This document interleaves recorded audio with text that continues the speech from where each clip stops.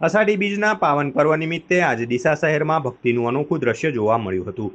શ્રી સુભાષચંદ્ર શ્રી જગન્નાથજી સેવા ટ્રસ્ટ દ્વારા આયોજિત 28મી ભવ્ય રથયાત્રાનું પ્રસ્થાન વન અને પર્યાવરણ રાજ્યમંત્રી શ્રી પ્રવીણભાઈ માળીના હસ્તે કરવામાં આવ્યું હતું।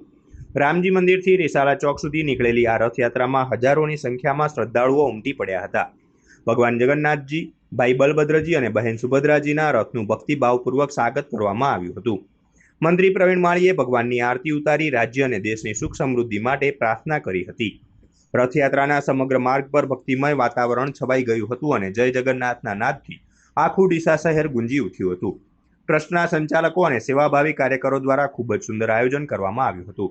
અષાઢી બીજના આ ઐતિહાસિક અને મંગલમય અવસરના સાક્ષી બનીને ભક્તોએ ધન્યતા અનુભવી હતી।